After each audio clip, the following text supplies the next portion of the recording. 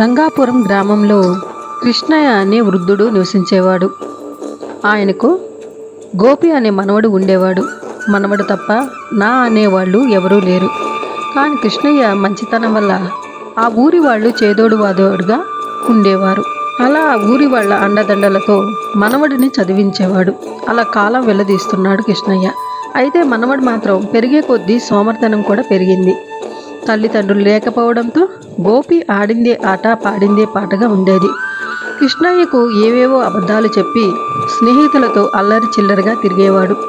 ఏ పని చేసేవాడు కాదు. చదువు మధ్యలోనే ఆగిపోయింది. కృష్ణయ్య వండి పెడితే తిని తిరుగుతూ ఉండేవాడు. చేతికి అంది వచ్చిన మనవడు సంపాదించి తనని ఉద్ధరిస్తాడు అనుకుంటే ఇలా అయిందేమిటి? వీడు ఇలాంటోడు కాబట్టే ఏమో తల్లిదండ్రులు ముందే పోయారు. పోయినోళ్ళు మంచోళ్ళు అని ఎందుకంటారో ఇప్పుడు అర్థమయ్యింది. కృష్ణయ్య ఆ ఊరి జనం గోపితో, మీ తాత ఈ వయసులో కష్టపడి పనిచేస్తున్నాడు, అతనికి విశ్రాంతి కల్పించి నువ్వు ఏదో ఒక ఉద్యోగం చూసుకోవచ్చు కదా అనేవారు. నా చదువుకు ఉద్యోగం ఎవరిస్తారు? ఏదైనా వ్యాపారం చేయాలి కాబట్టి మీరు కొంత డబ్బు ఇస్తే వ్యాపారం చేసి మా తాతను పువ్వుల్లో పెట్టుకొని చూసుకుంటాడు అన్నాడు గోపి. అప్పుడు ఆ జనం, వీడు ఏ పని చెయ్యడు, వ్యాపారం చేస్తాడంట, మనం డబ్బు ఇస్తే జల్సా చేసి మళ్ళీ గాలి తిరుగులు తిరుగుతాడు, మనకెందుకులే అనుకునేవాడు ఆ ఊరి జనం. ఇలా రోజులు గడిచిపోతున్నాయి. కృష్ణయ్య మనవడి ధోరణి మార్చుకోకపోతే వాడికి ముందు ముందు చాలా కష్టం. నా జీవితం ఇలా గడిచిపోతుంది, వాడి గురించే నా ఆలోచనలు, వాడు ఎలా బాగుపడతాడో అని బాధపడుతూ ఉండేవాడు.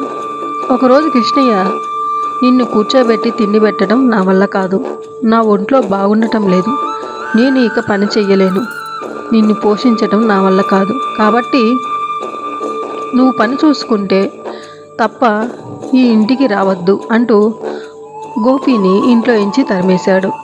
గోపి కృష్ణయ్య మాటలకు రోషం వచ్చి, నీ ఇల్లే కాదు ఈ ఊరు విడిచిపోతాను అంటూ బట్టలు సర్దుకొని వెళ్ళిపోయాడు. కృష్ణయ్య వీడి కోపం చూస్తుంటే ఏదో పని చూసుకుంటాడులే అని గోపిని ఆపలేదు.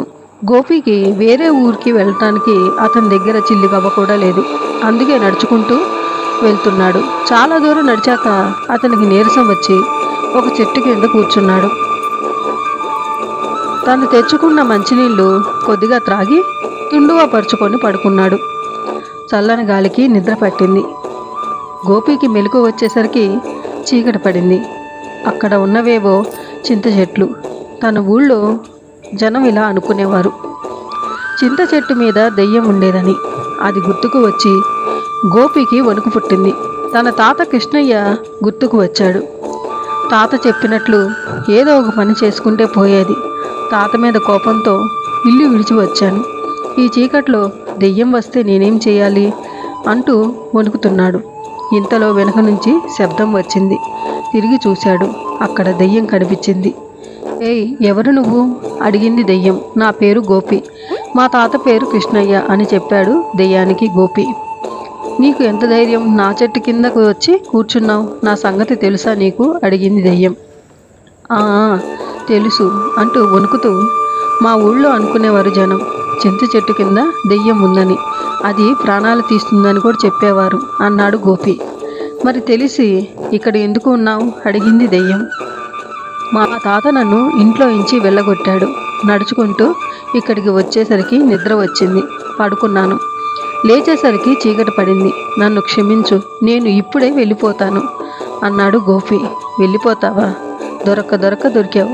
నిన్ను ఎట్లా విడిచిపెడతాను అనుకున్నావు? అయినా నన్ను చూసి గుండె ఆగిపోయిన వాళ్ళు ఉన్నారు, కానీ నువ్వు ధైర్యంగా నాతో మాట్లాడుతున్నావు. నీ ధైర్యానికి మెచ్చాను. చూడు, నీ ప్రాణానికి ఎటువంటి ముప్పు లేదు. నాకు ఒక కోరిక ఉంది, అది తీర్చు. నీకు బంగారు నిధిని చూపిస్తాను అంది దెయ్యం. నీ కోరిక ఏమిటో చెప్పు, తీర్చుతాను అన్నాడు గోపి. ముందు నా కథ చెప్తాను విను. పూర్వం మీ ఊళ్ళోనే ఒక జమీందారు ఉండేవారు. అతని దగ్గర నేను పని చేస్తూ ఉండేవాడిని. ఆయన కూడా నన్ను ఎంతో ఆప్యాయంగా చూసుకుంటూ ఉండేవాడు. నాకు భార్య పిల్లలు ఉన్నారు. పగలంతా పని చేసుకొని జమీందారు ఇచ్చిన భక్ష్యంతో నా జీవనాన్ని గడుపుతూ ఉండేవాడిని. ఆ జమీందారికి ఒక కొడుకు ఉండేవాడు. వాడి ఒట్టి మూర్ఖుడు. తండ్రి మాట అసలు వినేవాడు కాదు. వ్యసనాలకు బానిస అయ్యాడు. వీడి వాలకం చూసి జమీందారు ఉన్న ఆస్తిని కాజేస్తాడని బంగారాన్ని ఒక పెట్టెలో పెట్టి ఎవరికి తెలియకుండా ఇప్పుడున్న ఈ చింత చెట్టు కింద ఉన్న భూమిలో దాచిపెట్టాడు. కొన్ని పొలాలు పేదలకు దానం ఇచ్చాడు. తను ఉంటున్న కోట అంటే ఇల్లు, కొంత ధనం మాత్రమే ఉంచాడు ఆ జమీందారు. ఆ విషయం తెలిసి జమీందారు కొడుకు కోపంతో జమీందారుని కత్తితో పొడిచాడు. పొడిచి అక్కడి నుండి వెళ్ళిపోయాడు. కొన ఊపిరితో జమీందారు ఉన్న సమయంలో నేను అక్కడికి వెళ్ళాను. అప్పుడు జమీందారు, ఫలానా చోటున బంగారం ఉన్న పెట్టె ఉన్నది, తన మనవళ్ళు పెరిగి పెద్దవాళ్ళు అయ్యాక ఆ నిధిని వాళ్ళకు అప్పగించు, ఈ విషయం నా కొడుక్కి తెలియకూడదు అని నా దగ్గర మాట తీసుకొని చనిపోయాడు. ఆ ప్రకారమే నేను ఆ జమీందారు ఇంట్లోనే పనిచేస్తూ వారి కుటుంబాన్ని చూసుకుంటున్నాను. ఒకరోజు జమీందారు కొడుకు నా దగ్గరికి వచ్చి, మా నాన్న బంగారం అంతా ఒకచోట దాచిపెట్టాడని తెలిసింది. అది నీకు తప్పకుండా తెలిసే ఉంటుంది. ఎక్కడ ఉన్నదో చెప్పు, లేకపోతే చంపేస్తాను అన్నాడు. దానికి నేను, అయ్యా నాకేమీ తెలియదు, జమీందారు గారు నాకేమీ చెప్పలేదు అని నేను ఎంత బతిమాలినా వినకుండా బతికి ఉండగానే మంటల్లో వేసి తగలబెట్టాడు. నా భార్య పిల్లలు అనాథలయ్యారు. వారికి సరి అయిన తిండి లేదు. ఆ ఊరు విడిచి ఎటో వెళ్ళిపోయారు. నేను జమీందారుకి ఇచ్చిన మాట కోసం ఇలా భూతంలా మారి ఈ చింత చెట్టు కింద ఉన్న భూమి లోపల బంగారానికి కాపలాగా ఉంటున్నాను. ఎవరన్నా ఈ చింత చెట్టు దగ్గరికి వస్తే ఈ విషయం చెప్పాలని, ఆ బంగార నిధిని ఆ జమీందారు వారసులకు అప్పగించి నేను పైలోకాలకు వెళ్ళాలని ఇంతకాలం ఎదురు చూస్తున్నాను. కానీ నన్ను చూస్తేనే గుండె ఆగి చనిపోతున్నారు. కానీ నువ్వు మాత్రమే నాతో మాట్లాడుతున్నావు అంది ఆ దయ్యం. మీ కోరిక ఏమిటి అడిగాడు గోపి. ఏముంది, ఈ చింత చెట్టుని నేను పడేస్తాను. దాని లోపల ఉన్న బంగారాన్ని మీ ఊళ్ళో జమీందారు వారసులు ఉన్నారు. వారు ఇప్పుడు ఏమీ లేక పేదరికంతో బాధపడుతున్నారు. బంగారు నిధిలో 30% భాగం తీసి వారింటి పెరట్లో విడిచిరా. మిగతాది పావు భాగంలో సగం నా వారసులకి ఇచ్చి పావు భాగం నువ్వేదైనా వ్యాపారం చేసుకో. నీ తాతని బాగా చూసుకో. పెద్దవారిని కష్టపెట్టడం మహాపాపం. వారు ఎంతో కష్టపడి మనల్ని పెంచి పోషిస్తారు.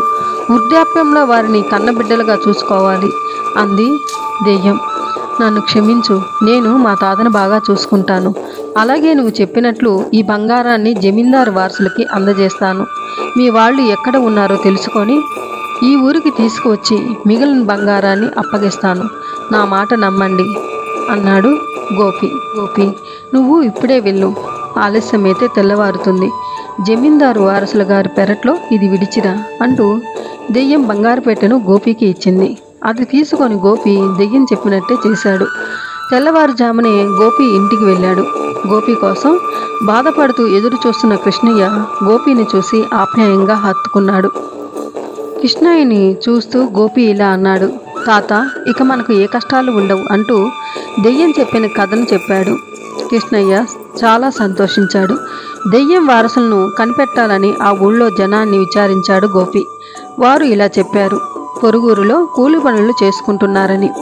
పొరుగురు వెళ్ళి వారిని కలుసుకొని గోపి వారితో ఇలా అన్నాడు, మీ ముత్తాతగారు నా కలలో కనిపించి మిమ్మల్ని ఆదుకోమని చెప్పారు అని చెప్పి సొంత ఊరికి తీసుకువచ్చి మిగిలిన 5% భాగంలో కొంత భాగం వారికిచ్చి మరికొంత భాగం గోపి తీసుకొని వ్యాపారం ప్రారంభించారు. కొద్ది సంవత్సరాలలో అది ఎంతో అభివృద్ధి చెందింది. దెయ్యం ఆత్మ శాంతించింది, పైలోకాలకి వెళ్ళిపోయింది. అప్పటి నుంచి ఆ ఊళ్ళో జనం దెయ్యం గోపి అని అతడి గురించి కథలుగా చెప్పుకునేవారు.